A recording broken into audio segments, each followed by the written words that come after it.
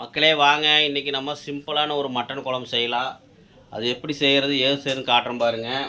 ஒரு சிம்பிளான ஒரு மட்டன் குழம்பு. இது வந்து பேச்சுலர் கூட செய்யலாம், ஈஸியாக செய்யலாம். வாங்க அது எப்படி செய்கிறது ஏது செய்யணும்னு உங்களுக்கு காட்டுறேன் பாருங்கள்.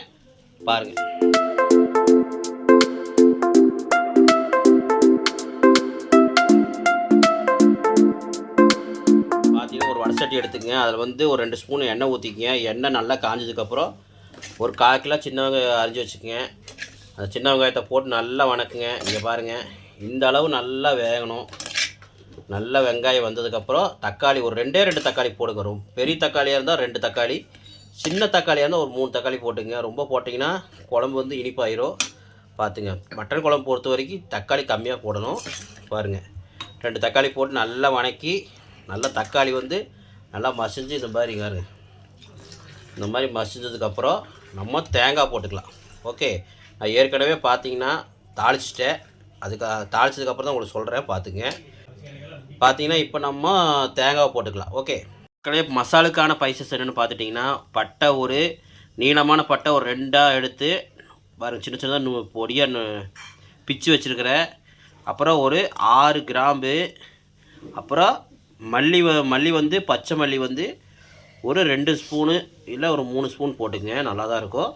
சோம்பு ஒரு ஸ்பூன், மிளகு 1 ஸ்பூன், சோம்பு 1 ஸ்பூன். இதெல்லாம் வந்து ஒரு வடசட்டி வச்சு எண்ணெய் ஊற்றாமல் நம்ம வணக்கி எடுத்துக்கலாம். நல்லா வாசம் வர மாதிரி வணக்கி எடுத்துக்கலாம். ஓகே மக்களே, உங்கள் வீட்டில் இந்த மாதிரி ஒரு சின்ன வடசட்டி இந்த மாதிரி இருந்தாலுமே வச்சுக்கோங்க. வச்சு எண்ணெய் எதுவும் ஊற்றாமல் தண்ணி படாத மாதிரி, தண்ணி இருந்தால் தொடச்சிக்குங்க, தண்ணியே படக்கூடாது. பாருங்கள், இந்த மாதிரி காய வச்சு தீ சன்னமாக வச்சுக்கோங்க. தீ சன்னமாக வச்சு இந்த மாதிரி லைட்டாக சூடானதுக்கப்புறம் நம்ம இந்த பைசஸ்லாம் போட்டுக்கலாம். போட்டு நல்லா வணக்கிக்கலாம்.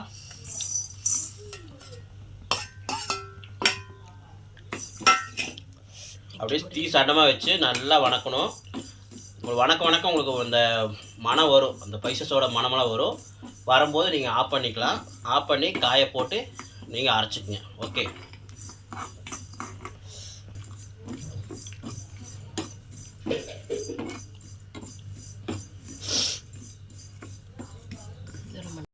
மக்களே இப்போ பாருங்கள், வணக்கம் நம்மளுக்கு அந்த பைசஸோட மனம் வந்து வரும்போது உங்களுக்கு அப்படியே ஸ்டவ் ஆஃப் பண்ணிக்கலாம். ஃபேன் காற்றுல இந்த மாதிரி ஆற வச்சு அரைச்சி எடுத்துக்குங்க, பவுடர் ஆக்கி வச்சுக்கோங்க. ஓகே, இதெல்லாம் வந்து ரெடி பண்ணி வச்சுக்கணும். இது அரைக்கிற பொருளை முதல்ல ரெடி பண்ணி வச்சுக்கணும். இப்போ இதை வந்து அரைச்சி எடுத்து வச்சுக்கலாம். சின்ன வெங்காயம் நம்ம என்ன போட்டிருக்கிறோன்னா, நம்ம தக்காளி இதெல்லாம் போட்டு தாளித்து வச்சுருக்குறோம். இதில் வந்து தேங்காய் போட்டு தாளித்து விட்டு நம்ம இதையும் ஆற வச்சு அரைச்சி அடிச்சுக்கலாம். ஓகே மக்களே வாங்க, இப்போ நம்ம மட்டன் குழம்பு செய்ய ஆரம்பிக்கலாம். பாருங்கள், மட்டன் குழம்பு செய்கிறதுக்கு முன்னாடி எல்லாம் அரைச்சி வச்சாச்சு. பாருங்கள், தேங்காய், தக்காளி, வெங்காயம், சின்ன வெங்காயம்லாம் போட்டு அரைச்சி வச்சாச்சு. அது கூட கொஞ்சம் மஞ்சத்தூள் போட்டு அரைச்சிருக்கிறோம். ஒரு 2 ஸ்பூன் மஞ்சத்தூள், தாளிக்கும் போது 2 ஸ்பூன் மஞ்சத்தூள் போட்டு தாளிச்சுங்க. ஏன்னா மஞ்சத்தூள் போட்டு கொஞ்சம் தாளிச்சோம்னா கலர் கிடைக்கும்.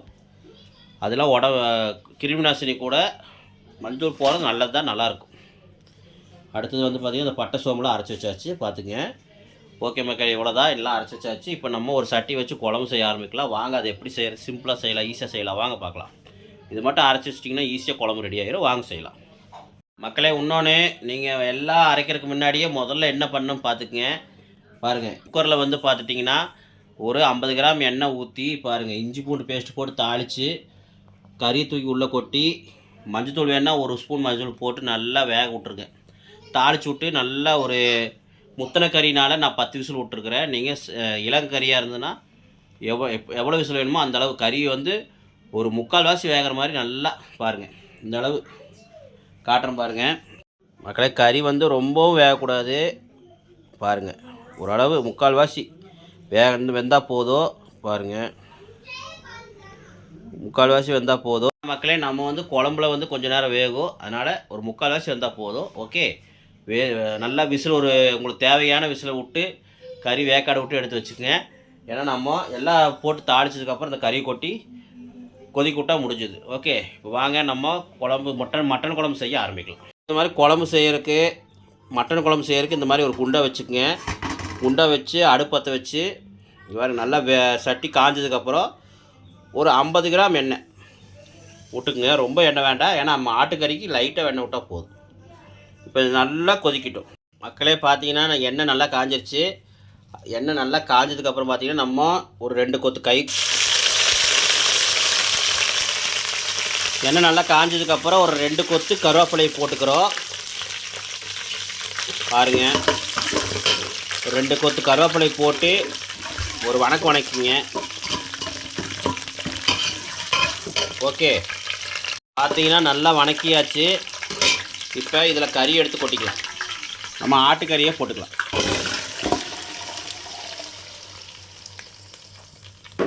இதோட ஆட்டுக்கறி போட்டு நினைப்பீங்க.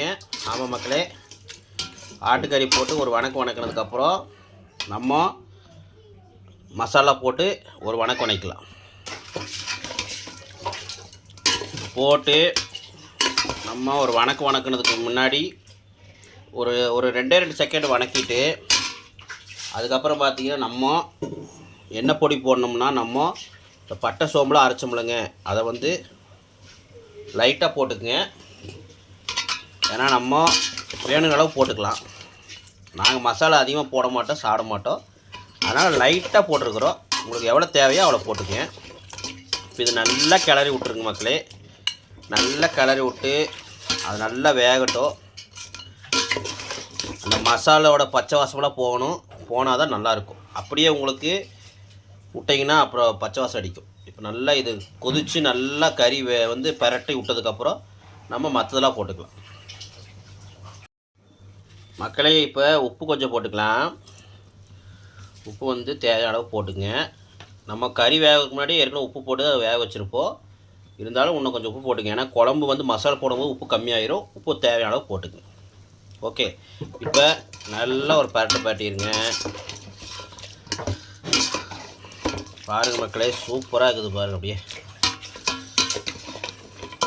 அப்படியே அல்டிமேட்டாக இருக்குது. கறியெலாம் பரவாயில்ல தான், நல்லா தான் இருக்குது. நாங்கள் கறி எங்கே வாங்குகிற ஏது வாங்குறது இதுக்கு முன்னாடி வீடியோ பார்த்தீங்கன்னா உங்களுக்கு தெரியும். ஓகே, இப்போ இது நல்லா வந்து பச்சை வாசம் போகட்டும். மக்களே, இப்போ கொஞ்சம் மட்டன் மசாலா போட்டுக்கலாம். மட்டன் மசாலா உங்களுக்கு தேவைக்கேற்ப போட்டுக்கங்க. நான் 1 ஸ்பூனு 1.5 ஸ்பூன் போட்டுக்கிறேன். 1.5 கிலோ கறினால 1.5 ஸ்பூன் போட்டுக்கிறேன். அதுக்கப்புறம் கறி மசால் அது ஒரு 1.5 ஸ்பூன். ஓகே, போதும். இப்போ இதை நல்லா கலக்கி விட்டுட்டு பாருங்க, நல்லா கலக்கி விட்ருங்க. இது வந்து நல்லா இப்போ கலக்கி விட்டதுக்கப்புறம் பச்சை வாசம், அந்த மசாலா பச்சை வாசம் போனதுக்கப்புறம், மசாலாவோட பச்சை வாசம் போனதுக்கப்புறம் நம்ம அந்த சின்ன வெங்காயம் தக்காளியில் அரைச்சி வச்ச இந்த மசாலா போட்டுக்கலாம். இப்போ இது வந்து ஒரு 5 நிமிஷம் நல்லா வணங்கணும் மக்களே. பாருங்கள், நம்ம நல்லா ஒரு 5 நிமிஷமாக வணக்கிட்டு இருக்கிறோம். இங்கே பாருங்கள், நல்லா ஸ்பீடாக ஹை ஸ்பீடாக வச்சு விட்டோம். இங்கே பாருங்கள், தீ நல்லா ஹை ஸ்பீடாக வச்சு விட்டு நல்லா வணக்கினதுக்கப்புறம் பார்த்தீங்கன்னா ஒரு 5 நிமிஷம் ஆயிடுச்சு. இங்கே பாருங்கள், அப்படியே இதே வறுவல் மாதிரி ஆயிடுச்சு மக்களே. பாருங்கள் எவ்வளோ அழகாக இருக்குது. சாப்பிட்றக்கே டேஸ்ட்டாக இருக்கோ, அல்டிமேட்டாக இருக்கோ. இருந்தாலும் நம்ம குழம்பு வைக்கணும்.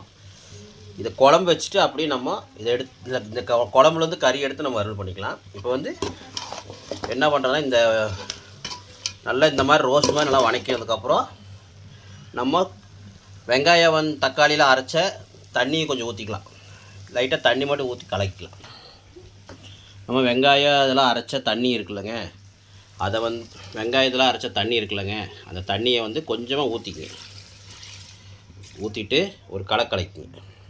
நம்ம நிறைய ஊற்றக்கூடாது, ஏன்னா எதுக்கு ஊற்றுறோன்னா அடி பிடிச்சிடும். அதுக்காக நம்ம ஊற்றி இப்போ கலக்கிறோம், வேறு ஒன்றும் இல்லை மக்களே. இப்போ இது நல்லா வந்து கொதிக்கணும். ஓகே, அதுக்கு முன்னாடி பார்த்தீங்கன்னா நம்ம இந்த மசாலையும் போட்டுக்கலாம். கையோட மசாலையும் போட்டு நம்ம நல்லா கொதிக்க விட்டுக்கலாம். நல்லா கிளறி விட்டு பாருங்கள், நல்லா இப்போ ஒரு கிளறி விட்டுக்குங்க. கிளறி விட்டுட்டு நம்ம கொதிக்க விட்டுறலாம். ஓகே, அப்புறம் நம்ம தேவையான அளவு தண்ணி ஊற்றி விட்டு இங்கே பாருங்கள், சூப்பராக கொதித்து எடுத்தாச்சு. பாருங்கள், நல்லா கொதித்து நல்லா ஒரு 10 நிமிஷமாக நல்லா கொதித்து தீ சன்னமாக வச்சு விட்டதுக்கப்புறம் பாருங்கள் நல்லா 10 நிமிஷம் நல்லா கொதிச்சிருச்சு. இப்போ நம்ம ஃபைனலாக என்ன பண்ணு பார்த்தீங்கன்னா, கொதிச்சதுக்கப்புறம் நல்லா அந்த பச்சை வாசம் போய் நல்லா வெந்துருச்சு. இப்போ ஃபைனலாக நம்ம கொத்தமல்லி கொஞ்சம் தூவி விட்டுக்கலாம். தூவி விட்டு இறக்குனா நம்மளுக்கு சூப்பரான மட்டன் குழம்பு ரெடி. ஓகே மக்களே, இதே மாதிரி நீங்களே ட்ரை பண்ணி பாருங்கள். ஓகே பாருங்கள், அப்படியே மணக்கும் பாருங்கள் மக்களே, சூப்பராக இருக்கும். இதே மாதிரி செஞ்சு பார்த்துட்டு கமெண்டில் சொல்லுங்கள்.